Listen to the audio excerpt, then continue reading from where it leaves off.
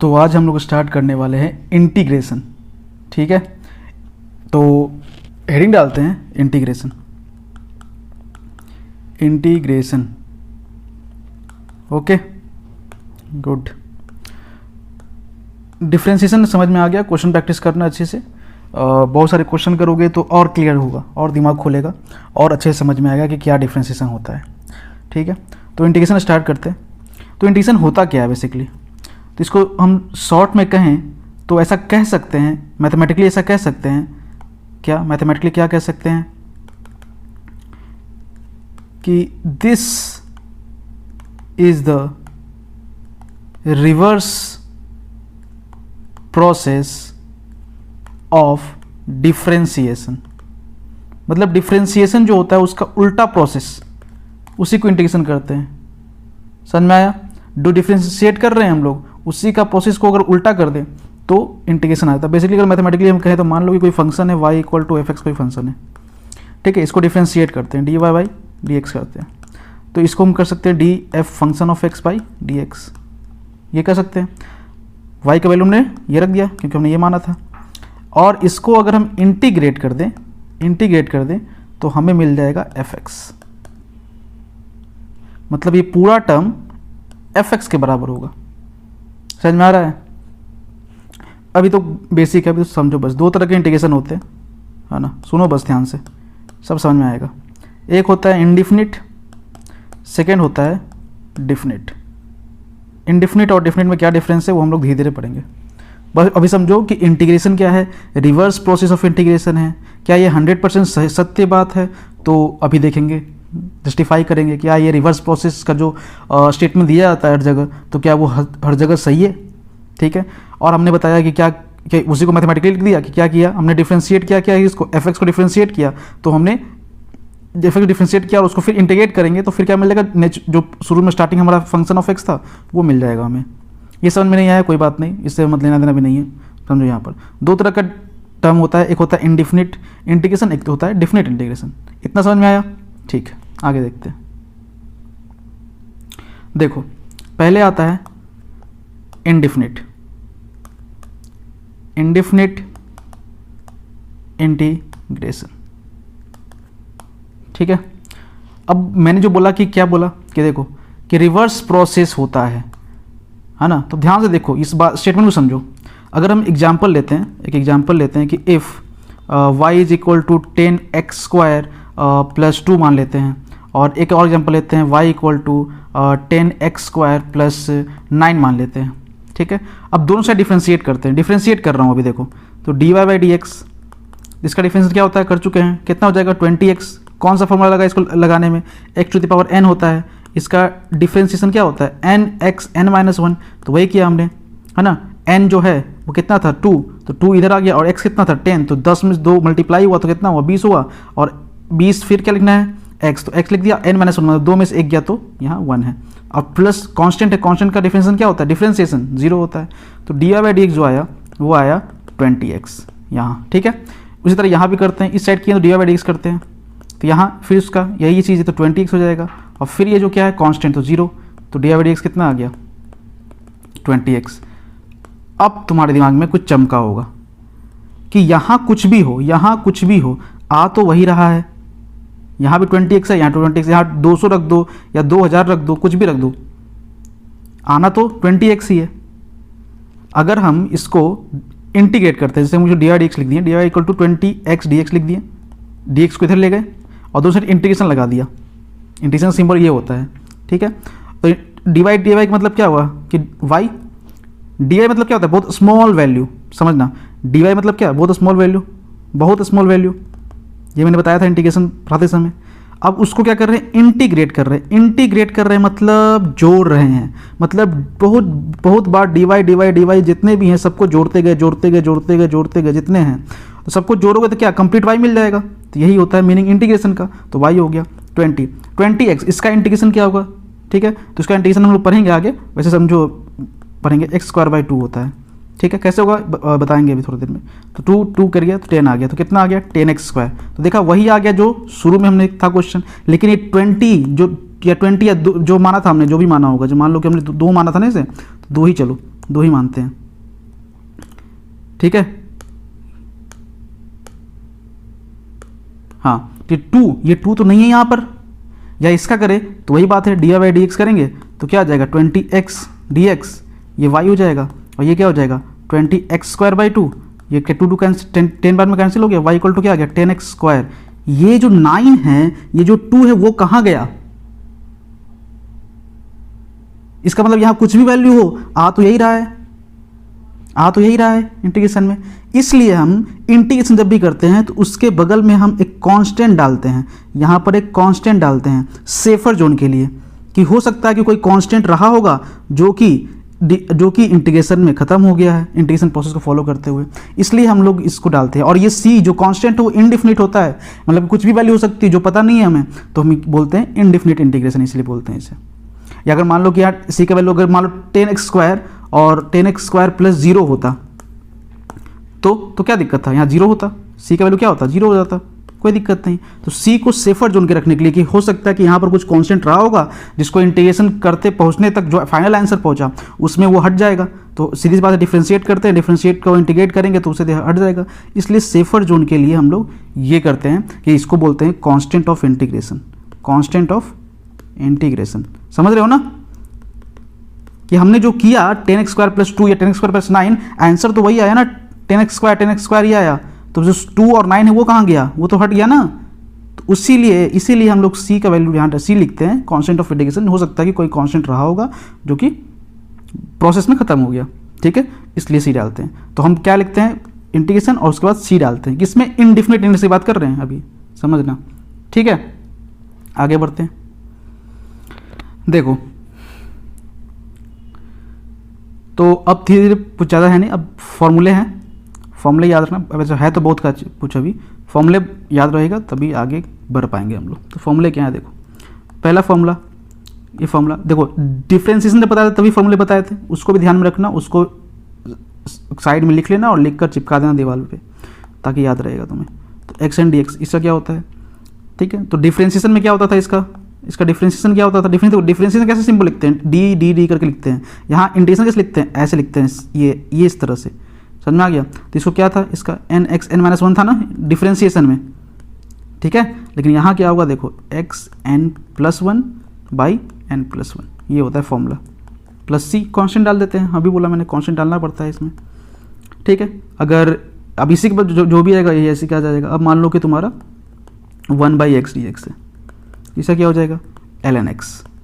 देख रहे हो पहले हम लोग ln x का डिफ्रेंशिएशन करते, डिफ्रेंशिएशन तो हमें क्या मिलता था 1/x, अब 1/x का इंटीग्रेशन कर रहे हैं तो मिल क्या रहा है ln x, समझ रहे हो, एक दूसरे का उल्टा है, ठीक है। अब मान लो ex कर रहे हैं तो ex में क्या मिलेगा, ex ही मिलेगा, उसमें भी वही था, कोई दिक्कत नहीं। 4 मान लो कि हम क्या कर लें, किसी कांस्टेंट में किसी वेरिएबल को रख दें, जैसे कि यहाँ क्या था वेरिएबल के ऊपर कांस्टेंट था, यहाँ क्या है कांस्टेंट के ऊपर वेरिएबल है, ठीक है। तो क्या होगा, तो हमें मिलेगा ax ln a + c, ये नया फॉर्मूला तुम्हें मिला, ठीक है। फिफ्थ में क्या करें, तो देखो फिफ्थ में हम ये फॉर्मूला लिख सकते हैं sin x लिख सकते हैं, sin x dx ट्रिग्नोमेट्री में आ जाते हैं, बाकी इतना ठीक है। ये क्या हो जाएगा -cos x। अब ध्यान दो तो वहाँ पर क्या था डिफ्रेंशिएशन में कि c आ गया तो माइनस आता था, लेकिन यहाँ पर s है तो माइनस आ रहा है, समझ रहे हो, s है तो माइनस आ रहा है। आगे करते हैं 6th cos x dx, तो यहाँ माइनस नहीं आएगा और यहाँ क्या हो जाएगा sin x हो जाएगा। फॉर्मूले याद रहने चाहिए तो फटाफट क्वेश्चन बनेंगे, ठीक है। 7th में मान लो कि sec² x का क्या हो जाएगा tan x हो जाएगा प्लस c, ठीक है। उसी तरह से 8 में sec x tan x dx ये भी मिल सकता है, तो इसका क्या होता है sec x plus c। 9 cos x square x, अच्छा cos x स्क्वायर है तो यहाँ पर आएगा minus cos x dx plus c, -cos x plus c। दूसरा cos x cot x, ठीक है dx, इसका किया जाए तो आएगा -cos x प्लस c।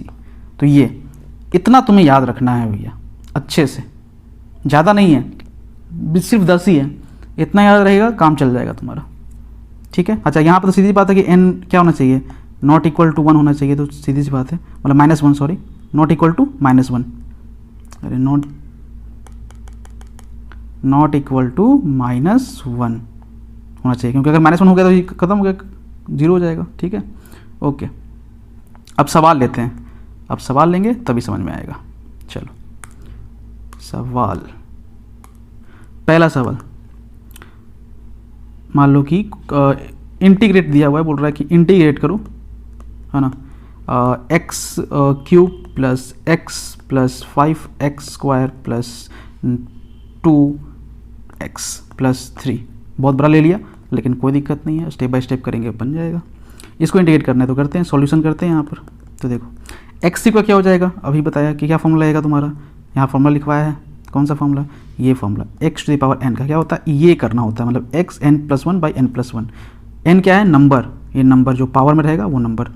ठीक है, तो x क्या करें, नंबर कितना है 3, 4 + 1, यही करना है ना, सॉरी 4 + 1 है, 3 + 1, माई मिस्टेक, जो दिया होगा वही करोगे ना, सॉरी 3 + 1, n ये हो गया, नीचे क्या करना है, नीचे भी 3 + 1, मतलब ये जो ये करना है हमें n+1, मतलब कि 3 + 1, ये हो गया, प्लस यहाँ x है, x⁴ कुछ नहीं है तो मतलब 1 है, यहाँ पर कुछ नहीं तो 1 है, तो वही करना है, x 1 + 1 करेंगे बाई 1 + 1 प्लस 5 कांस्टेंट है, बाहर आ जाएगा, x² क्या हो जाएगा, x 2 + 1 बाई 2 + 1 प्लस 2 बाहर आ गया, x क्या हो जाएगा 1 + 1 बाई 1 + 1।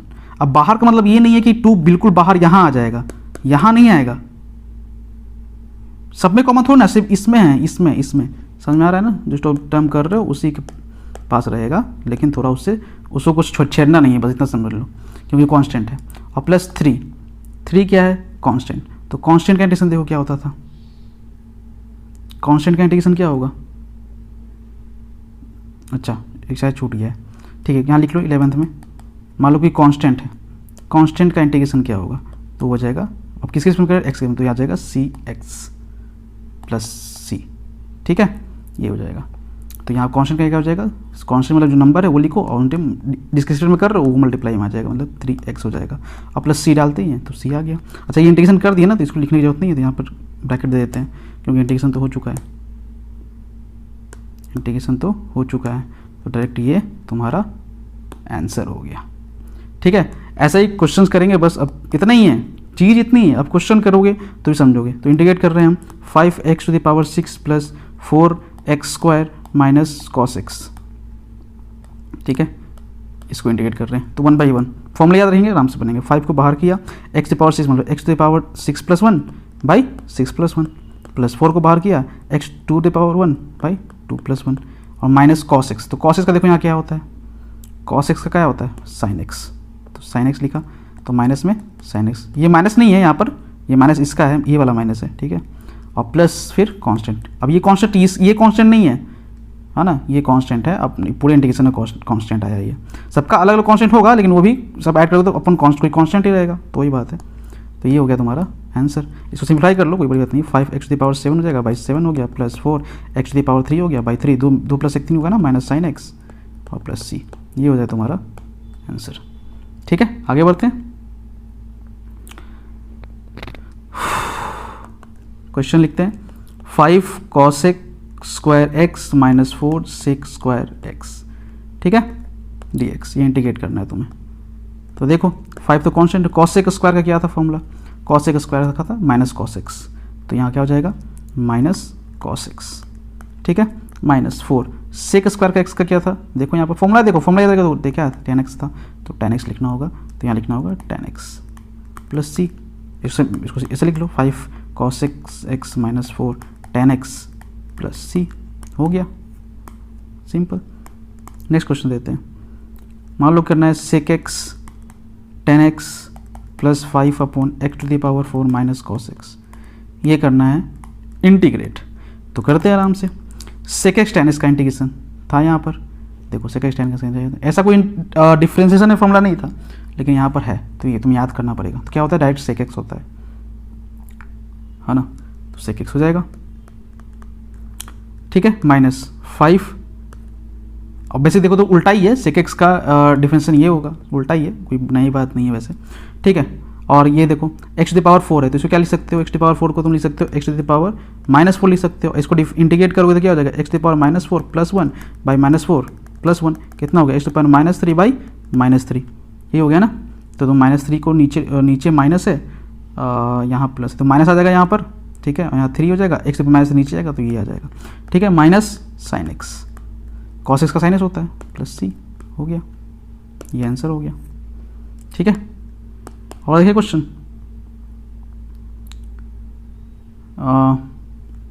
और एक क्वेश्चन ले लेता हूँ बस, और कुछ ज़्यादा नहीं है।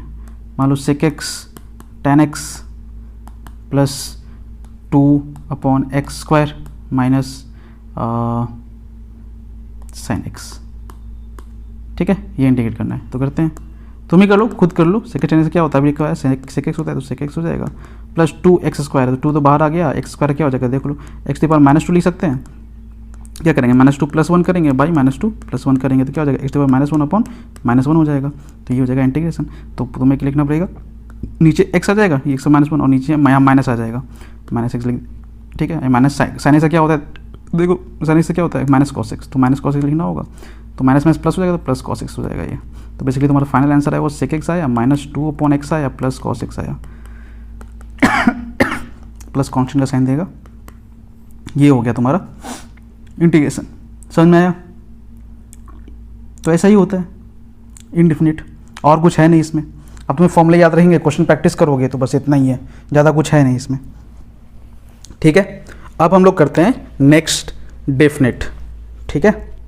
क्वेश्चन प्रैक्टिस ही है, समझो यहाँ पर बार बार मैं बोल रहा हूँ, क्वेश्चन प्रैक्टिस ही है और कुछ नहीं है। क्वेश्चन नहीं प्रैक्टिस करोगे कुछ नहीं सीखोगे, क्वेश्चन प्रैक्टिस करोगे बहुत कुछ सीख जाओगे, ठीक है। चलो आगे बढ़ते हैं, डेफिनेट में आते हैं। अच्छा डेफिनेट, एक सेकंड, डेफिनेट से पहले एक और इंटीग्रेशन का टर्म है जो बहुत इंपॉर्टेंट है, एक सेकंड रुक जाओ, बस एक सेकंड, उसको बोलते हैं इंटीग्रेशन, बहुत इंपॉर्टेंट है, ठीक है, जो इसमें ज़्यादा फंसते हैं लोग, इंटीग्रेशन बाय सब्स्टिट्यूशन, ठीक है, ये बहुत इंपॉर्टेंट है। जो ऊपर था बहुत सिंपल था, ये भी सिंपल ही है लेकिन बस थोड़ा सा ध्यान देना होगा इसमें, हाँ। देखते हैं क्वेश्चन ही सीखेंगे, ठीक है, फॉर्मूला तो वही है जितने हैं, और नया फॉर्मूला कुछ नहीं है, बस तरीका अलग है। देखो जैसे कि क्वेश्चन लेते हैं, क्या क्वेश्चन लें, चलो देखते हो, देखो ln x/x dx, ये इंटीग्रेट करना है। अब ध्यान से समझना यहाँ पर ln x/x dx। अब क्या ln x का हमें इंटीग्रेशन पता है, तो देखो यहाँ पर कहीं है क्या ln x का इंटीग्रेशन फॉर्मूले में, कहीं नहीं है फॉर्मूला, यहाँ पर है ln x, लेकिन वो तो आया, रिजल्ट आया ना, यहाँ कहीं नहीं ना है, यहाँ कहीं नहीं है ना, कहीं नहीं है, तो ln x का इंटीग्रेशन हमें नहीं पता। अच्छा 1/x का पता है क्या, अगर 1/x चले तो इसको, तो 1/x का तो पता है कि 1/x का ln x होता है, ठीक है, तो मतलब कि 1/x का ln x होता है, ये पता है हमें। अच्छा ठीक है, तो अब ध्यान से देखो कैसे ऑब्जर्व कर रहे हैं, देखो समझो ऐसे क्वेश्चन कैसे करना है। हम देखो जो बोल रहे हैं उसको सुनना, ध्यान से सुनना बस, क्यों कैसे ये सब बाद में, बस सुनो पहले। हमें ये पता है ना कि ln x का डिफ्रेंसिएशन 1/x होता है, ln x का डिफ्रेंसिएशन, इंटीग्रेशन नहीं बोल रहा हूँ, डिफ्रेंसिएशन 1/x होता है, ये तो पता है ना। तो फिर देखो कैसे कैसे स्टेप कर रहे हैं, देखते जाओ तुम, बस ऑब्जर्व करो।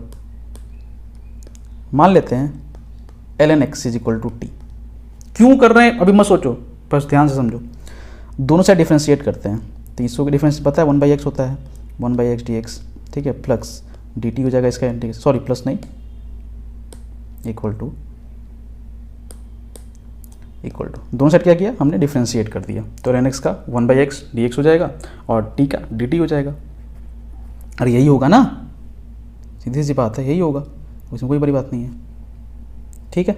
आगे बढ़ते हैं, तो हम इसके जगह पे लिख सकते हैं इंटीग्रेशन ऑफ ln x को हमने क्या मान लिया, t, तो t, ठीक है, और 1/x dx आया है dt, मतलब 1/x dx आया की जगह लिख सकते हैं dt, 1/x dx की जगह dt, यहाँ तक ठीक है। अब ये t क्या है, ये फॉर्मूला नहीं बन गया, x है और यहाँ x है, अब पावर n क्या है 1 हो जाएगा वहाँ पर, तो ये फॉर्मूला अप्लाई हो जाएगा। ठीक है, तो देखो इसको लिख सकते हैं हम t1 + 1/1 + 1, ठीक है, और प्लस c, तो क्या आया t² 2 + c, और t को क्या माना था, अब हो गया इंटीग्रेशन, अब देखो इंटीग्रेशन सिंबल हट गया, अब t को क्या माना था ln x माना था, लिख सकते हैं ln x² / 2 + c, ये हो गया इंटीग्रेशन, ये हो गया इसका इंटीग्रेशन और ये हो गया आंसर। पहला स्टेप मैंने क्या बोला, जब क्वेश्चन आया तो मैंने पहला स्टेप क्या बोला कि ऐसा कोई फॉर्मूला है क्या जहाँ पर ln x का इंटीग्रेशन हो, तो नहीं है। तो फिर मेरे दिमाग में क्या आया, फिर मेरे दिमाग में आया कि ln x का डिफ्रेंसिएशन 1 क्या आता है 1/x, और नीचे 1/x है, सब चीज़ समझना, ln x का डिफ्रेंसिएशन 1/x होता है और 1/x नीचे है भी, होना चाहिए है, तो फिर ठीक है, फिर आगे प्रोसीड किया और इस तरह से कर लिया और इसका इंटीग्रेशन हो गया। इसको बोलते हैं सब्स्टिट्यूट करना, कि हम इसका वैल्यू क्या कर रहे हैं, कुछ और रख रहे हैं, कुछ और सब्स्टिट्यूट कर रहे हैं, ठीक है, और फिर जाके इंटीग्रेशन का प्रोसेस फॉलो कर रहे हैं। नहीं समझ में आया, क्वेश्चन बहुत सारा क्वेश्चन करेंगे, क्वेश्चन करोगे तब समझ में आएगा। चलो आगे बढ़ते हैं, सवाल नंबर 2 ऑफ सब्स्टिट्यूशन, ठीक है। tan x का इंटीग्रेशन बहुत सिंपल लग रहा होगा, लेकिन ध्यान से देखोगे तो देखो कहीं भी tan x नहीं है, डिफ्रेंशिएशन अलग बात है, लेकिन इंटीग्रेशन में कहीं भी फॉर्मूले में tan x का इंटीग्रेशन का फॉर्मूला ही नहीं है, फॉर्मूला ही नहीं है। तो जब फॉर्मूला ही नहीं है तो दिमाग में क्या आएगा, सब्स्टिट्यूशन, कि कुछ कर सकते हैं क्या, तो यहाँ अकेला है। अब सब्स्टिट्यूशन करने के लिए हमें चाहिए ना कि हाँ एक को रखें और दूसरे में रख दें, एक तो अकेला है, तो दिमाग में फिर क्या दौड़ना चाहिए, दिमाग में दौड़ना चाहिए कि इसको 2 बना सकते हैं, 2 बनाना कोई बड़ी बात नहीं है, हम लिख सकते हैं sin x / cos x और फिर dx, बहुत सिंपल, ठीक है। अब हम दिमाग में मेरे आएगा कि नीचे वाले का, ठीक है, ये नीचे वाले का डिफ्रेंशिएशन ऊपर वाला है, ठीक है। अब तुम बोलोगे सर कि sin x का तो इंटीग्रेशन में पता ही है, तो क्यों ना sin x का इंटीग्रेशन का फॉर्मूला लगा दे, जो कि ये होता है ना, लेकिन sin x का तो पता है, लेकिन चलो sin x होता तो कर देते, लेकिन sin x / cos x है, cos x का क्या करोगे फिर, ऐसा थोड़ा ना कि cos x का इंटीग्रेशन लगा दोगे, क्यों, क्योंकि ये 1 / cos x है, ये 1 / cos x है, अकेला cos x का होता है, सिर्फ अकेला cos x का इंटीग्रेशन का फॉर्मूला ये होता है, सिर्फ अकेला cos x का, 1 / cos x का थोड़ी ना होता है, 1 / cos x का थोड़ी नहीं होता है, समझ में आ रहा है, तो नहीं लगा सकते। अगर सिर्फ sin x होता तो लगा देते, सिर्फ cos x होता तो लगा देते, लेकिन यहाँ sin x / cos x है तो नहीं लग पाएगा, इसलिए आगे बढ़ते हैं। ध्यान में क्या है कि cos x का डिफ्रेंशिएशन sin x होता है, तो ये कर सकते हैं, कोई दिक्कत नहीं है। तो हम लिख सकते हैं लेट cos x = t, ठीक है, तो करते हैं -sin x dx = dt, ठीक है। दोनों साइड क्या कर दिया, डिफ्रेंशिएट कर दिया, यहाँ भी दोनों साइड क्या, तो cos x का डिफ्रेंशिएट क्या होता है, -sin x पता है हमें, और ये आ जाएगा तुम्हारा। तो इसको लिख सकते हैं sin x dx को लिख सकते हैं क्या, -dt, माइनस को इधर ले आए, ठीक है, कोई दिक्कत नहीं है। अब जब ये आ गया हमारे पास, तो अब हम करते हैं सब्स्टिट्यूट। देखो इंटीग्रेशन क्या बोला, sin x dx को क्या लिख सकते हैं, -dt लिख सकते हैं, तो लिखते हैं -dt, और cos x को क्या लिख सकते हैं, t, तो /t, ये आ गया, ठीक है। अब हमें इसका इंटीग्रेशन पता है, किसका, कौन सा फॉर्मूला लगेगा बताओ, ये फॉर्मूला लगेगा, ये वाला 1/x dx क्या होता है, ln x, वही है ना, 1 में ही है, 1/t, तो 1/x, माइनस तो बाहर ही आ गया, कोई बात नहीं है, तो -ln t + c। अब हो गया इंटीग्रेशन काम खत्म हो गया ना, फॉर्मूला लग गया, इंटीग्रेशन काम खत्म। अब t का वैल्यू पुट कर दो, t क्या माना था, cos x माना था, तो cos x रख दो यहाँ पर, cos x + c। और बेसिक लॉन का प्रॉपर्टी होता है कि माइनस तुम्हें हटाना है, यहाँ भी सीख लो, मैं बता ही देता हूँ मैं, अगर माइनस हटाना है तुम ऐसे लिख सकते हो, देखो ध्यान से, cos x - 1 + c, ये माइनस को हम ये सब पावर मिलेगा, एक हमेशा नहीं, जहाँ यहाँ ln होना चाहिए, लॉन होना चाहिए, तभी लॉन का फॉर्मूला है ये, ठीक है। तो लॉन 1 / cos x भी लिख सकते हैं इसे, +c, और ये ln sec x होता है ना, 1 / cos x + c, ये आंसर है। अब यहाँ बहुत ध्यान से समझना कि किसी का यहाँ तक तो आ जाएगा, लेकिन ऑप्शन में ये दिया रहेगा, तो फिर बेसिक चीज़ नहीं आता तो फिर बहुत दिक्कत हो जाएगी, समझ में आ रहा है। तो माइनस जो है वो पावर में जाना चाहिए, जब पावर में जाएगा तो 1 / cos x हो जाएगा, और ये तो ये बेसिक लॉग का प्रॉपर्टी, ln का प्रॉपर्टी तुम्हें पता होना चाहिए, लॉन का प्रॉपर्टी, समझ में आया। तो देखो ध्यान से एक बार, tan x है, tan x को हम sin x upon cos x लिख लिया और cos x को क्या मान लिया, t मान लिया, sin x ds को ये कर लिया, फिर दोनों साइड डिफ्रेंशिएट कर दिया तो ये आ गया। और बस जब डिफ्रेंशिएट कर दिया तो अब क्या करना है, पुट कर देना है, सब्स्टिट्यूट कर देना है। सब्स्टिट्यूट करके जैसे नॉर्मली करते हैं वैसे नॉर्मली कर दिया हमने इंटीग्रेट, और फिर बाद में जब इंटीग्रेट हो गया तो वैल्यू जो था टी का वो रख दिया, और रखने के बाद उसको थोड़ा एलन का प्रॉपर्टी ला के सजा दिया तो फिर आंसर आ गया। ठीक है, कोई दिक्कत है इसमें तो बोलो। किसी को डाउट होना चाहिए, वैसे डाउट क्या होना चाहिए कि सर आपने sin x upon cos x किया, ये भी समझ में आ गया, आपने लेट cos x क्यों किया, sin x नहीं बोल सकते हैं क्या, sin x का भी तो पता है, sin x का होता है cos x, तो भी तो लगा सकते हैं। डाउट आना चाहिए ना कि sin x क्यों नहीं माना सर, आपने तो पहले इसमें क्या माना था, ऊपर वाला टर्म को मान लिया, ln x को ऊपर वाला टर्म को मान लिया आपने t, तो यहाँ भी ऊपर वाला टर्म को मान लो t, क्या दिक्कत है, तो मान लेते हैं। चलो देखते हैं, जब करोगे नहीं तब तक सीखोगे नहीं। अगर मैं नहीं बताता ये चीज़ तो तुम्हें करनी चाहिए थी घर पे बैठ के, और फिर पूछना चाहिए था कि ये कैसे हुआ, ये क्यों नहीं हुआ, वगैरह वगैरह चीज़ें। खैर देखो, सोचना चाहिए वैसे। तो sin x equal to t मान लिया, ठीक है, दोनों साइड डिफ्रेंशिएट करेंगे तो sin x क्या होता है, cos x होता है, cos x dx equal to क्या हो जाएगा, dt।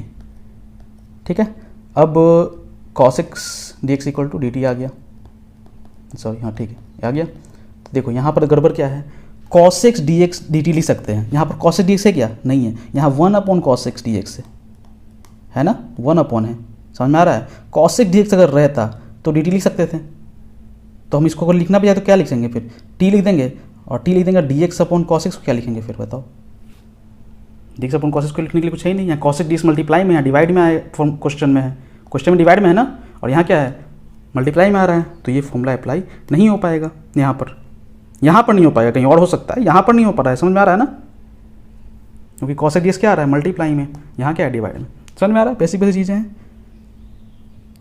आगे बढ़ा जाए क्या, बोलो, चलो खुद करो, tan का समझ गए तो खुद का कर सकते हो, खुद किसका करना है तुम्हें बताता हूँ मैं, फटाफट बताता हूँ। खुद करो अब cot x dx का, करो, वीडियो को पॉज करो, आराम से करो, चलो बढ़िया, मैं कर रहा हूँ यहाँ से, तुम पॉज करके करो। ये ठीक है, इसको लिख सकते हैं ऐसे। अब नीचे वाला sin x का इंटीग्रेशन जो होता है cos x होता है, तो सॉरी डिफ्रेंशिएशन, तो sin x को t मान लिया और cos x dx दोनों साइड डिफ्रेंशिएट कर दिया, ये dt हो जाएगा, ठीक है। और फिर अब पुट कर दिया, सब्स्टिट्यूट कर दिया, वैल्यू पुट कर देते हैं, cos x dx को वैल्यू क्या लिख सकते हैं, dt लिख सकते हैं, तो देखो dt लिख दिया, और अपॉन नीचे t है तो t लिख दिया, और फिर यहाँ पर ln t हो जाएगा, इसका इंटीग्रेशन पता है हमें, अभी जस्ट किया, ln t प्लस c, और t का वैल्यू क्या था माना था, sin x माना था, तो ये वैल्यू यहाँ पर सब्स्टिट्यूट कर देते तो क्या आ जाएगा, sin x प्लस c, यहाँ पर कोई फॉर्मूला लगाने की जरूरत नहीं, सीधे ये आंसर हो गया। ठीक है, आगे बढ़े, चलो यहीं पर आगे बढ़ते हैं, ठीक है, यहीं पर आगे बढ़ते हैं, क्वेश्चन लिखते हैं पहले, क्वेश्चन लिखते हैं पहले, क्वेश्चन लिखते हैं tan स्क्वायर x dx, ठीक है। तो देखो tan x कैसे लिखेंगे इसको, अब यहाँ पर क्या किया जाए, देखिए क्योंकि tan स्क्वायर x का कोई फॉर्मूला ही हमें इंटीग्रेशन में नहीं पता, तुम देख लो ऊपर लिख भी साइड में लिख लिया करो, बार बार नीचे स्क्रॉल नहीं करूँगा।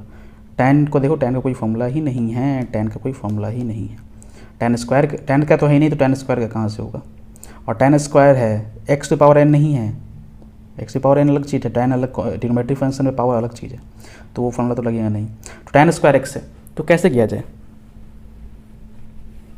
तो हमें क्या करना पड़ता है, जिसका देखो क्या कर रहे हैं हम, जिसका फॉर्मूला पता है उसमें सजा रहे हैं, जैसे कि हमें पता है कि यहाँ पर cos x dx का फॉर्मूला पता है तो उसमें सजा रहे हैं, तो उसी में हम क्या कर सकते हैं कि tan स्क्वायर x को कुछ सजाया जाए, जिसका फॉर्मूला हमें पता हो उसके टर्म में। तो किसका टर्म हमें इंटीग्रेशन हमें पता होता है, तो ध्यान से देखेंगे अगर हमें, तो हमें सेक का पता होता है, और tan और सेक में रिलेशन भी होता है, जैसे दिमाग काम करना चाहिए, समझ में आ रहा है, tan और सेक में रिलेशन भी होता है, और सेक का इंटीग्रेशन हमें पता है, तो क्यों ना हम इसको सेक के टर्म में लिख लें। तो कैसे लिखेंगे, देखो हमें पता है क्या रिलेशन होता है, 1 plus tan square x is equal to sec square x, ये होता है।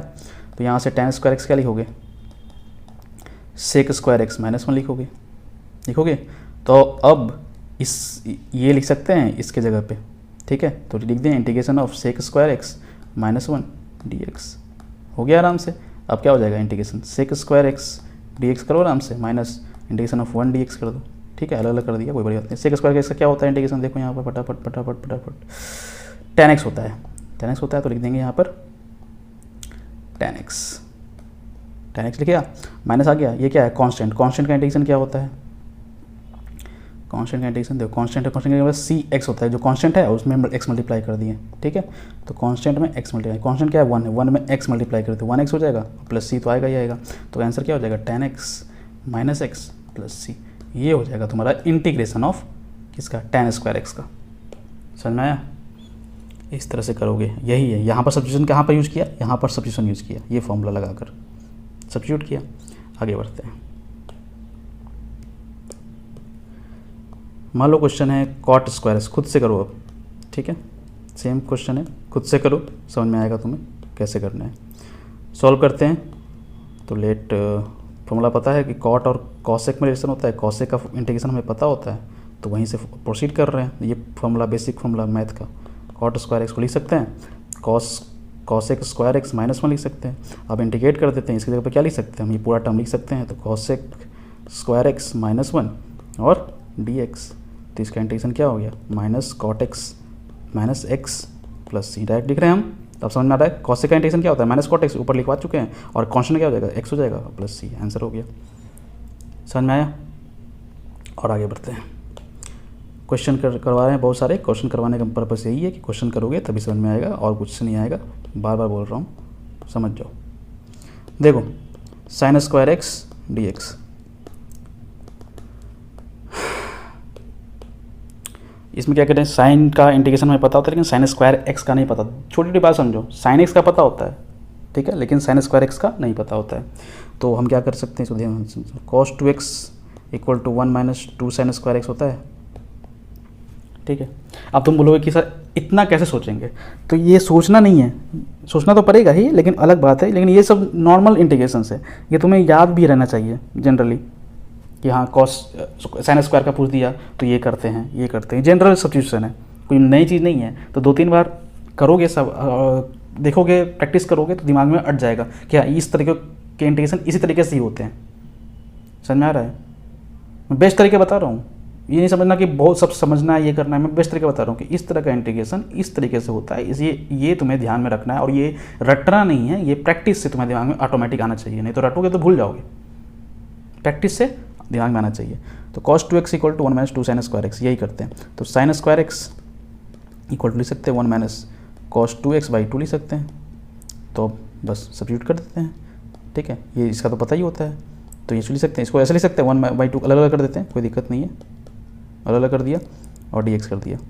तो इंटीग्रेशन करते हैं, तो इसका तो कांस्टेंट का एक्स मल्टीप्लाई हो जाएगा सिर्फ, और ये क्या जाएगा, वन बाई टू बाहर आ गया। और कॉस टू एक्स का क्या हो जाएगा इंटीग्रेशन, कॉस टू एक्स का इंटीग्रेशन क्या हो जाएगा, देखो इंटीग्रेट कर रहे हैं, हम अलग करते हैं।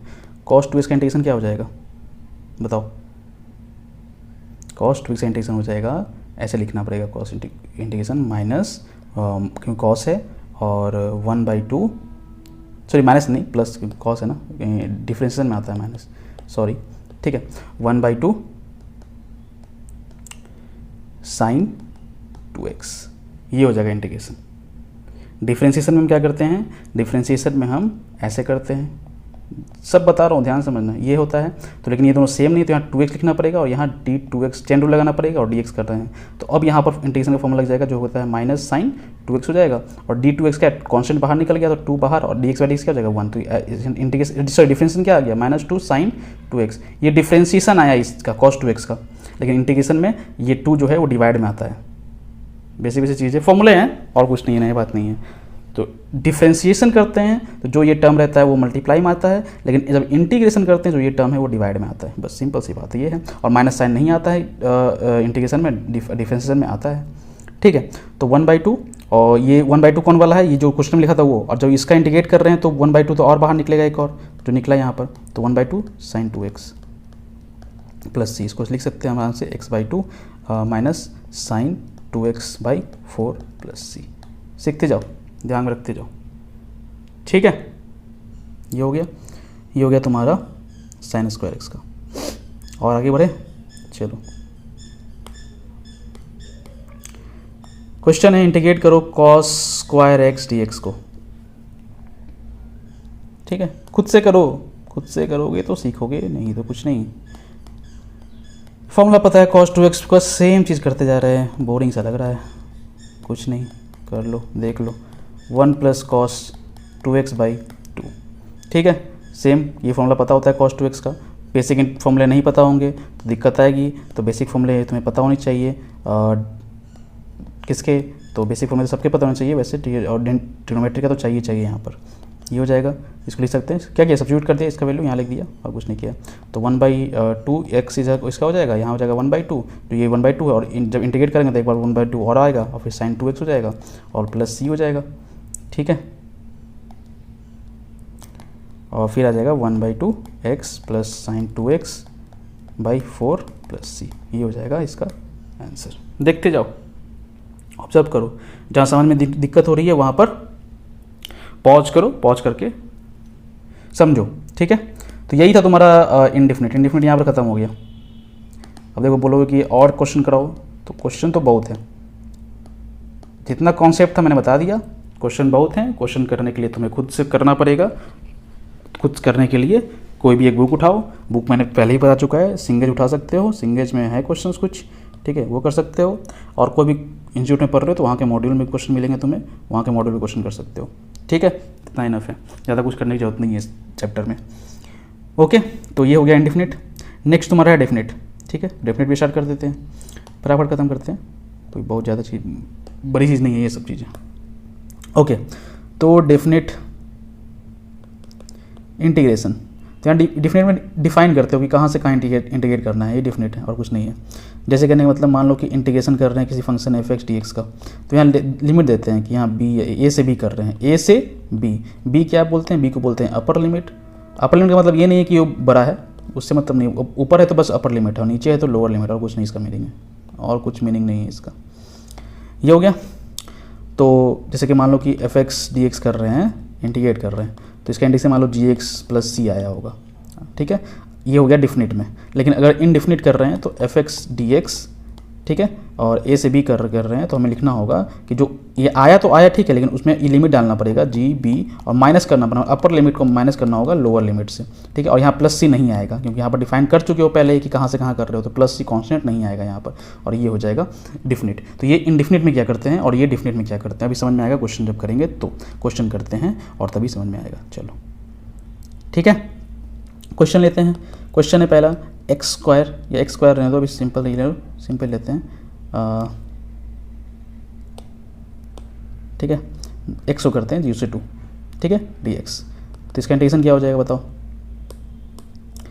तो x का पता ही है, x²/2 हो जाएगा, कर चुके हैं। कौन सा फॉर्मूला लगाएगा तुम्हारा, x⁴ n का फॉर्मूला लगेगा। इंटीग्रेशन क्या होता है फॉर्मूला, xn + 1/n+1। तो ये आएगा तुम्हारा, वन क्या है यहाँ पर, 1 है, तो 1 है तो क्या हो जाएगा, यहाँ 1 ही है ना, नहीं कुछ तो कुछ नहीं है तो 1 ही है। ठीक है, तो 1 + 1 2। ठीक है, जब ये इंटीग्रेशन हो गया तब ये जो ये सिंबल है वो सिंबल नहीं देना है तुम्हें, ये सिंबल देना है क्लोज ब्रैकेट का, है ना, स्क्वायर क्लोज ब्रैकेट का।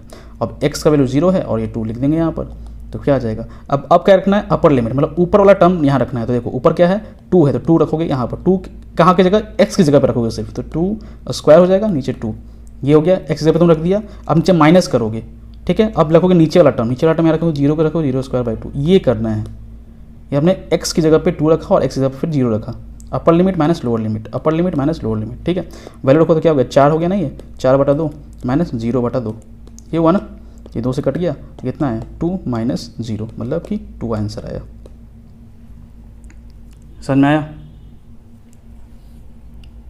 देखो ध्यान से, कुछ किया नहीं है, x का इंटीग्रेशन हमें पता होता है, वो रख दिया है, और 0 से 2 लिमिट डालना था, तो ये बस ये स्टेप नेक्स्ट स्टेप बढ़ जाएगा तुम्हारा। नहीं तो यहाँ पर अगर डिफिनिट करना होता तो यही आंसर होता, क्या आंसर होता है, x²/2 + c, ये आंसर हो जाता इनडिफिनिट में। लेकिन डिफिनिट में बस तुम्हें लिमिट डालना होगा, यहाँ पर अपर में लोअर करना पड़ेगा, और ये तुम्हारा फाइनल आंसर आ जाएगा। ठीक है, आगे बढ़ते हैं। मान लो क्वेश्चन है sin x dx, इसको करना है 0 से π/2 इंटीग्रेट करना है। ठीक है, तो देखो 0 से π/2 ऐसा हम नहीं लिखते थे इनडिफिनिट में, लेकिन डिफिनिट में ऐसा डिफाइन करना पड़ेगा कहाँ से कहाँ कर रहे हो, ठीक है। चलो आगे बढ़ते हैं। तो साइन एक्स का जैसे पता होता है कॉस एक्स फॉर्मूला जो बेसिक फॉर्मूला है वही अप्लाई किया। साइन एक्स का पता है ना कॉस एक्स होता है, ठीक है, तो बेसिक फॉर्मूला अप्लाई किया। तो माइनस कॉस एक्स का इंटीग्रेट हो गया, अभी इनडिफिनिट का काम हो गया। अब यहाँ पर 0 से π/2 लिमिट रखेंगे। तो पहले क्या रखेंगे, माइनस कॉस π/2 रखेंगे, फिर इसमें माइनस कर देंगे, कॉस 0 रखेंगे, माइनस कॉस 0, ठीक है, क्योंकि माइनस है यहाँ पर, ठीक है। तो कॉस π/2 कितना होता है, कॉस 90 कितना होता है 0, तो 0 हो गया ये, माइनस 0 भी 0 ही होता है। और यहाँ माइनस कॉस 0 कितना होता है 1, तो ये 1 हो गया। तो कितना आ गया आंसर 1 + 1 में ये आंसर आ गया, ठीक है, समझ में आ रहा है। आगे एक और क्वेश्चन लेते हैं। मान लो कि क्वेश्चन है, सवाल है तुम्हारा, इंडिकेट करना है कॉस एक्स, खुद से करो, कॉस एक्स करना है, वही लिमिट देते हैं 0 से पाई देते हैं, चेंज कर लेते हैं थोड़ा सा, 0 से पाई कर लेते हैं, ठीक है। बताओ अब खुद से करो, मैं कर लेता हूँ यहाँ पर, तुम पॉज करके खुद से करो। इसका इंटीग्रेशन ये हो गया 0 से पाई और फिर sine pi minus sine 0, upper limit minus lower limit, ये कर दिया, पहले ये रखा और फिर माइनस लगाया, ठीक है, फिर ये रखा यहाँ पर, समझ में आ रहा है ना, यही करना है। चलो, तो साइन पाई का वैल्यू क्या होता है 0 होता है, और साइन 0 का वैल्यू क्या होता है, वो भी 0 होता है, तो क्या आ जाएगा 0,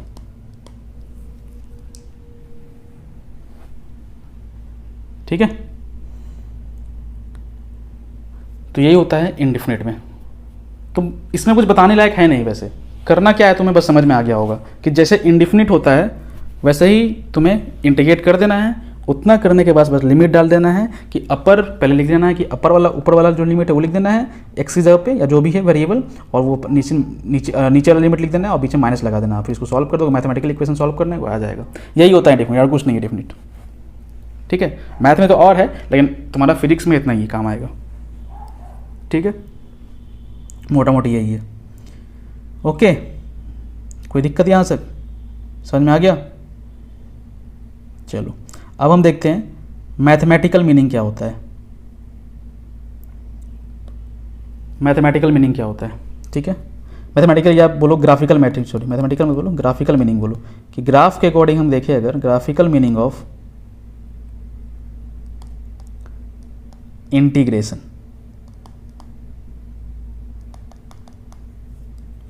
ठीक है। तो देखो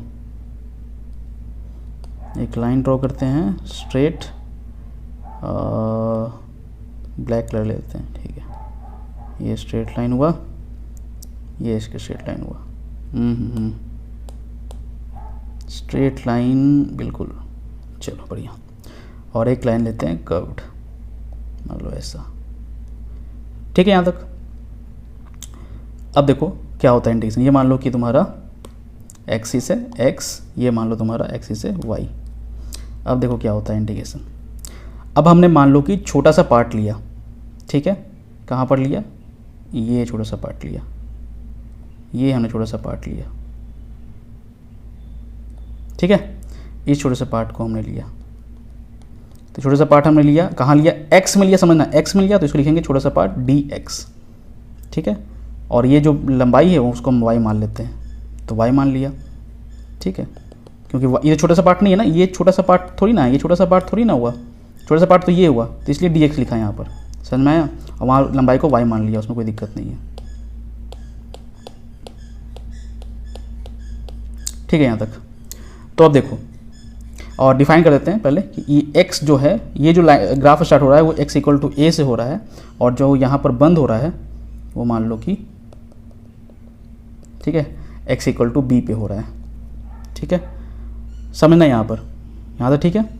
और यहाँ पे मान लो कि ये जो स्टार्ट हो रहा है यहाँ, तो ये y इक्वल टू सी से हो रहा है स्टार्ट, और ये जो ख़त्म हो रहा है y पे, ये y पे जो ख़त्म हो रहा है y इक्वल टू डी पे हो रहा है, ठीक है। और यहाँ पर भी एक लाइन ले लेते हैं, चलो देखो मैं लाइन लेता हूँ यहाँ पर, दोनों समझा देता हूँ मैं एक ही साथ में। यहाँ पर एक लाइन लिया हमने, ये लाइन लिया और ये एक पार्ट लिया, तो इस पार्ट को क्या बोलेंगे कि हमने y में लिया है तो ये डी वाई बोलोगे, है ना, और इसके लंबाई को बोल देते हैं एक्स। एक्स एक्स एक्स ये एक्स को रिप्रेजेंट कर रहा है इसलिए एक्स लिखा है, लिखने के लिए कुछ भी लिख सकते हो यहाँ पर, एक्स की जगह पे वाई की जगह कुछ लिख सकते हो, यहाँ पर डी वाई लिखना पड़ेगा, यहाँ डी एक्स लिखना पड़ेगा, ठीक है। अब देखो मीनिंग क्या होता है इसका, समझना। अगर तुम बोल रहे हो कि हम इंटीग्रेट कर रहे हैं वाई डी एक्स को फ्रॉम ए टू बी, ठीक है, वाई डी एक्स मतलब किसको, वाई डी एक्स क्या आ गया, एरिया आ गया, वाई डी एक्स क्या हो गया, एरिया। अरे लेंथ तो ब्रेथ हुआ ना, लेंथ, ये लेंथ हुआ, ये ब्रेथ हुआ, तो वाई डी एक्स क्या हो गया, एरिया। और जब एरिया को इंटीग्रेट कर रहे हो, इसका मतलब तुम क्या बोल रहे हो, इसका मतलब ये है कि तुम छोटे छोटे वाई डी एक्स लेते जा रहे हो, मतलब कि ये ऐसे तुमने लिया, ऐसे, ठीक है, ये पार्ट लिया, ये पार्ट लिया, ये पार्ट लिया, ऐसे ऐसे बहुत सारे पार्ट, तुम बहुत छोटे छोटे पार्ट लेते जा रहे हो, कैसा, वाई डी एक्स वाला।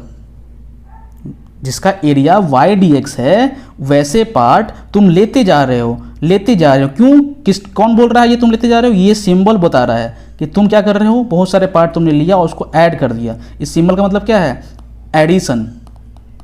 किसका एडिशन, इस पार्ट का एडिशन। इस पार्ट का एडिशन मतलब ऐसे पार्ट तुमने बहुत बार लिए हैं, है ना, और उसको इंटीग्रेट किया गया। लेकिन अगर तुम बता दो कि कहाँ से कहाँ तक लिए हैं, तो तुम लिखना होगा ए से बी अगर लिया तुमने, तो ए से स्टार्ट हुआ बी से खत्म, तो ए से बी के बीच में जितने भी वाई डी एक्स है सब तुमने ले लिया, सब तुमने जोड़ दिया, सबको लेकर तुमने जोड़ दिया, ये मीनिंग हुआ।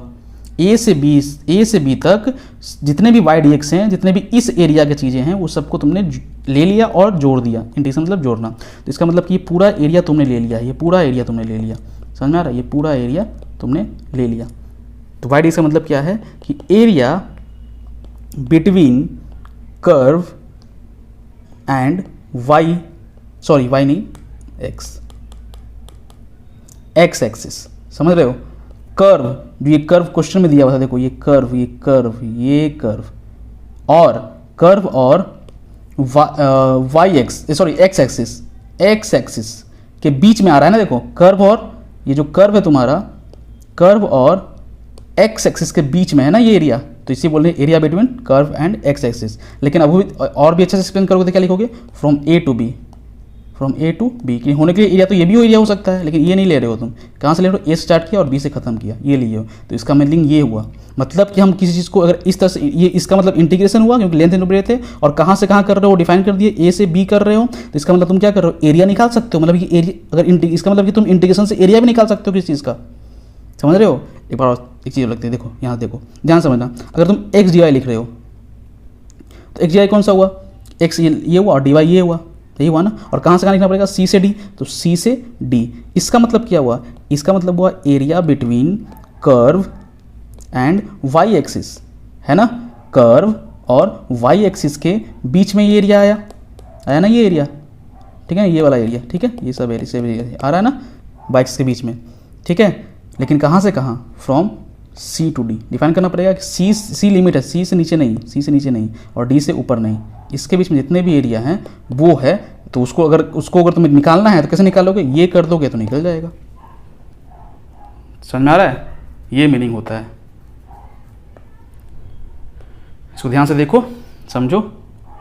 मैं वही बोल रहा हूँ कि इंटीग्रेशन का मतलब क्या हुआ, एडिशन, और ये लिमिट डाल दी तो कहाँ से कहाँ कर रहे हो, ये समझ में आया कि कहाँ से कहाँ कर रहे हो, ए से बी किया। और वाई डी एक्स लिखे मतलब कि क्या कर रहे हो कि area between curve and x axis, ठीक है। एक्सिस मतलब यहाँ पर जो एक्स है वो रिप्रेजेंट कर रहा है, यहाँ वाई है तो बोलोगे वाई एक्सिस के बीच में एरिया ले रहे हो, ठीक है। ये होता है, तो ध्यान समझो इसको। कोई डाउट है तो बोलो, है ना। इसको तुम मैथमेटिकली लिख सकते हो, मैथमेटिकली ऐसे लिख सकते हो, मतलब कि मीनिंग लिख सकते हो इसका। मैथमेटिकली क्या बोले, इसको बोल सकते हो कि integration gives the area between curve and that axis with respect to which integration हो रहा है, ठीक है।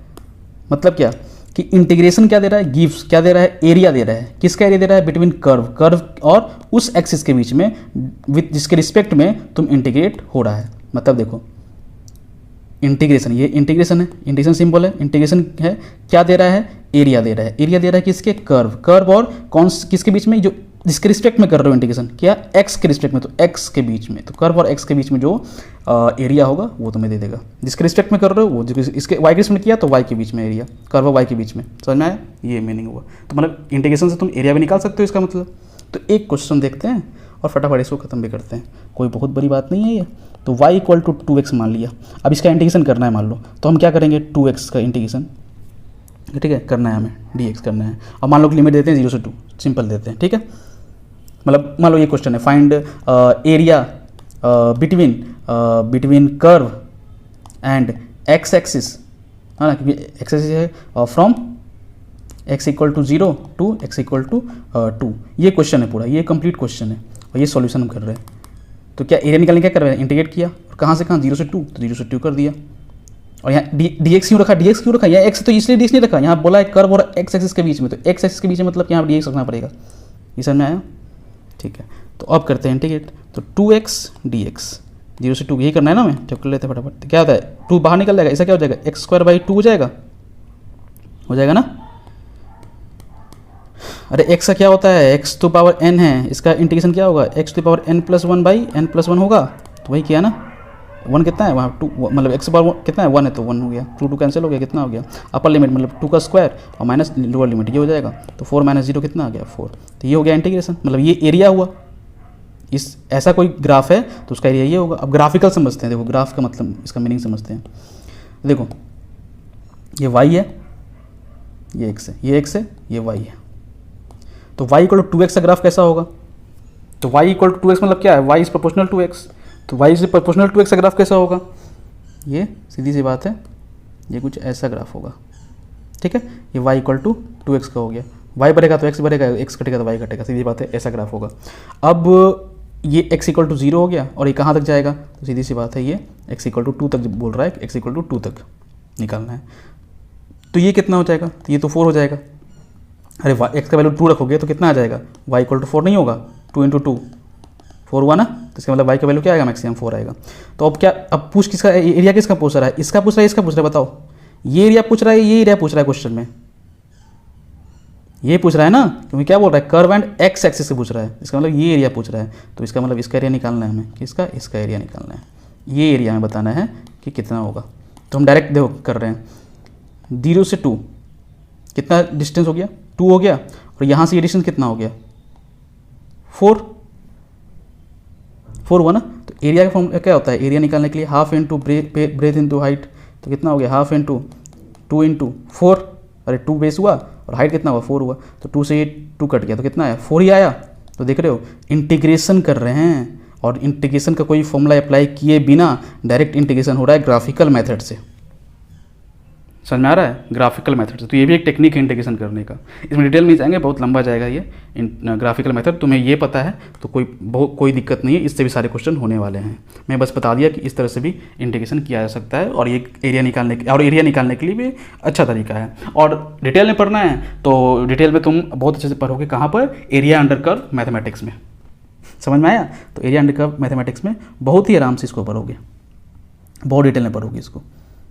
ठीक है, हो गया, कोई डाउट, कोई दुख, कोई तकलीफ। तो यहीं पर तुम्हारा इंटीग्रेशन खत्म हुआ, इंटीग्रेशन कंप्लीटेड। अब क्वेश्चन प्रैक्टिस है। अब मुझे क्वेश्चन, अब देखो बकायदा क्या होना चाहिए, मुझे क्वेश्चन प्रैक्टिस अभी करवाना चाहिए। टॉपिक खत्म हो गया, अब बाकायदा मुझे क्या करना चाहिए, मुझे करना चाहिए कि क्वेश्चन प्रैक्टिस करवाना चाहिए, बट लेकिन समय का थोड़ा सा अभाव है और उसके कारण मैं क्वेश्चन प्रैक्टिस तो नहीं करवा पा रहा हूँ। लेकिन जितना भी क्वेश्चन मैंने प्रैक्टिस करवाया है उसको अच्छे से समझो, और उतने ही कॉन्सेप्ट लगने वाले हैं। तुम्हें क्या करना है, बस क्वेश्चन प्रैक्टिस खुद से करने हैं। खुद से करने के लिए बुक बता दिया मैंने, सिंगेज बुक है, और भी बुक तुम्हारे कोई दिमाग में आता है तो कर सकते हो, कोई उसमें रोक नहीं है। जो भी क्वेश्चन प्रैक्टिस है तुम्हें खुद से करना पड़ेगा, क्योंकि जितना भी तुमने वीडियो देखा अभी तक, जो भी समझा वो सब बहुत कम परसेंटेज रखता है तुम्हारे समझने का। तुम्हें समझ में तभी आएगा जब बहुत सारे क्वेश्चन बनाओगे। मैंने फिर से बोला है, मुझे क्वेश्चन प्रैक्टिस अभी करवाना चाहिए था, लेकिन समय का अभाव है, इसलिए तुम्हें खुद ही क्वेश्चन प्रैक्टिस करना पड़ेगा। तो must do at least 50 questions, 50 question करो, और स्पेशली 50 क्वेश्चन तो और करो, 50 क्वेश्चंस मोर ऑन सब्स्टिट्यूशन, है ना। सब्स्टिट्यूशन जो मेथड है इंटीग्रेशन का जो बताया मैंने, उसमें 50 क्वेश्चन तो करना ही करना है, क्योंकि वो बहुत अच्छा तरीका है। उसके क्वेश्चन तो करने पड़ेंगे तुम्हें, तभी आएगा। ठीक है, ठीक है, कोई डाउट? यहाँ मैं दे देता हूँ, एक सेकंड, मैं कुछ क्वेश्चन दे देता हूँ, ठीक है। खुद से करो, बहुतों को मिलेंगे नहीं, तो मैं खुद से एक क्वेश्चन दे देता हूँ और खुद से ट्राई करो। मान लो कि इसको करना है cos t/2, ठीक है, का होल स्क्वायर, और यहाँ sin t/2 dt है। अब मैं इसको कर नहीं रहा हूँ, सॉल्यूशन बता दे रहा हूँ कि इसका आंसर क्या आएगा तुम्हारा डायरेक्ट। तुम खुद से करो। इसका आंसर आएगा 2/3 1 माइनस कॉस t/2 और क्यूब प्लस सी। ठीक है, ये इंटीग्रेशन आएगा इसका फॉर्मूला। फिर क्वेश्चन दे रहा हूँ मैं, sine 2t tan 2t dt, इसका इंटीग्रेशन बताओ। तो इसका मैं आंसर बता देता हूँ, आंसर डायरेक्ट बता रहा हूँ, खुद से करना। 1/2 sec 2t प्लस सी, ये आंसर हो जाएगा इसका। ठीक है, और क्वेश्चन दो, चलो और क्वेश्चन दे देते हैं। मान लो कि इसका इंटीग्रेशन करना है x³ x⁴ -1 का स्क्वायर dx। तो आंसर बता देता हूँ मैं डायरेक्ट, आंसर क्या आएगा। इसका आंसर आएगा x⁴ -1/12³ प्लस सी। ठीक है, डायरेक्ट कर रहा हूँ मैं। ठीक है, और क्वेश्चन दे क्या, और क्वेश्चन चलो देते हैं। साइन 3x, ये भी बहुत इंपॉर्टेंट है, बहुत जगह यूज होता है, तो खुद से करना है इसका। तो इसका मैं बता देता हूँ आंसर, साइन 3x प्लस सी। ठीक है, ये आंसर हो जाएगा। और क्वेश्चन देते हैं, देखते हैं और क्वेश्चन क्या दें।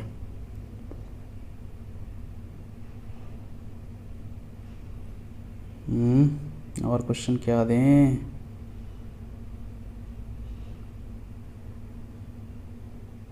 चलो ये क्वेश्चन और देते हैं। 9r² / 1 - r³ का अंडर रूट, ये dr, ये करना है। तो इसका आंसर जो आएगा तुम्हारा वो आएगा -2 1 - r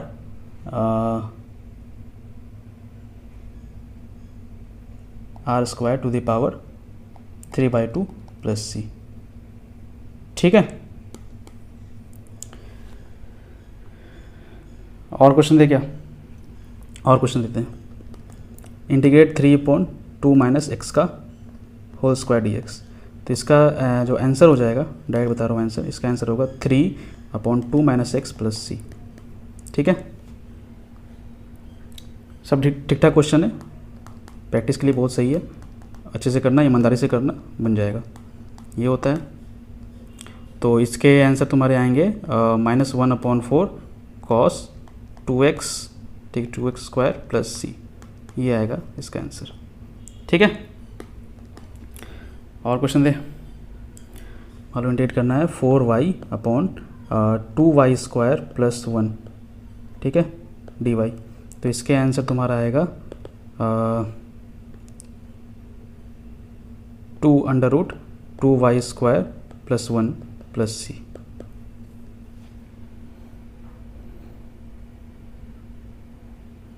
ठीक है, और क्वेश्चन दे, और क्वेश्चन दे तो चलो। Integrate sine 8z - 5dz। तो इसके आंसर कितना आएगा, तो इसका आंसर आएगा -1/8 cos 8z - 5 प्लस सी, ये इसका आंसर आएगा। और क्वेश्चन देते हैं। ठीक है, डायरेक्ट मैं आंसर लिख रहा हूँ, खुद से प्रैक्टिस ज़रूर करना। ठीक है, कभी समय मिला तो मैं इसको पूरा सोल्यूशन भी दे दूँगा, लेकिन अभी नहीं दे पाऊँगा, लेकिन खुद से ट्राई करो, हो जाएगा, कोई बहुत बुरी बात नहीं है ये। इसका आंसर ये आएगा। जितना मैंने बताया है बस उतने ही कॉन्सेप्ट लगने वाले हैं, कोई नया कॉन्सेप्ट नहीं लगने वाला। अब तुम कैसे सोचते हो उस पर तुम्हारे पर डिपेंड करता है।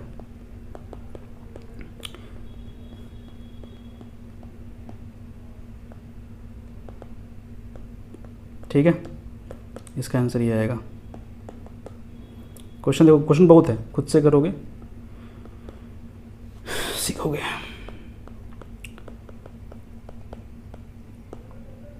इसका आंसर आएगा 2x प्लस cot x सी। ठीक है,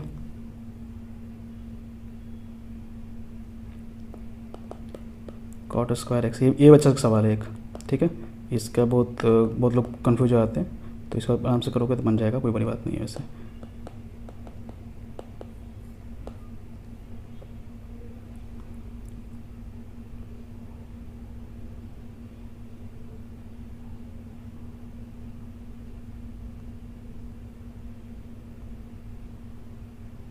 और थोड़ा डेफिनेट का दे देते हैं। ठीक है, डेफिनेट का sin x² dx 0 से √π।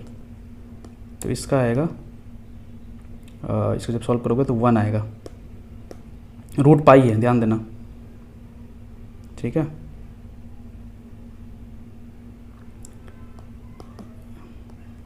x/2 + 3 dx -2 से 4, ठीक है। इसका करोगे तो आएगा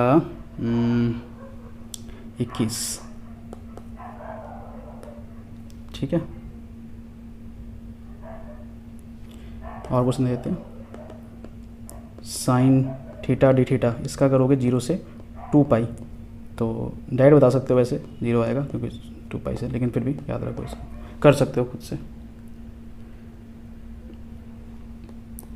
e⁻x dx का करना है अगर 0 से 1, तो इसका आएगा आंसर e-1, ठीक है। ये आंसर आया, ठीक है। तो ये सारे क्वेश्चन तुम्हें प्रैक्टिस करने हैं 1 बाय 1, ठीक है। बहुत सारे क्वेश्चन कितने हो गए, 1 2 3 4 5 6 7 8 9 10 11 12 13 14 15 16 17 क्वेश्चन हो गए। खुद से प्रैक्टिस करने, सबके सॉल्यूशन मतलब आंसर दे दिया है मैंने, और इसके बाद खुद से और भी क्वेश्चन 50 क्वेश्चन करो खुद से, है ना, किसी बुक से, तो हो जाएगा फिर कंप्लीट, फिर कोई दिक्कत नहीं है। तो यहाँ से इंटीग्रेशन खत्म हुआ। इंटीग्रेशन का एक फिजिक्स में यूज और होता है वैसे, जैसे कि किसी का छोटा स्मॉल पार्ट लेना है किसी 2D डायग्राम का या 3D डायग्राम का, और उसको सॉल्व इंटीग्रेट करना है, तो सोचेंगे कभी, देखते हैं, अगर उस पर वीडियो बना सके तो बनाएंगे, ठीक है। और वैसे बेसिक इंटीग्रेशन जो तुम्हारा होता है यही इतना ही है, और जो मैंने अभी बताया 2D और 3D, तो इसी पे बनता है, इसी पे चीज़ें होती हैं, कोई नया चीज़ नहीं है वो, ठीक है। उसमें बस एरिया इंक्लूड हो जाता है, एरिया प्लस इंटीग्रेशन, लेकिन कॉन्सेप्ट और लॉजिक और फॉर्मूले बस इतने ही हैं, और कुछ नहीं है, ठीक है। तो यहीं रखते हैं, तुम्हारा कंप्लीट हो गया इंटीग्रेशन, है ना। अब यहाँ पर कंप्लीट हो गया, बिल्कुल कंप्लीटेड इंटीग्रेशन। अब आराम से कुछ क्वेश्चंस करो, वीडियो देखो आराम से।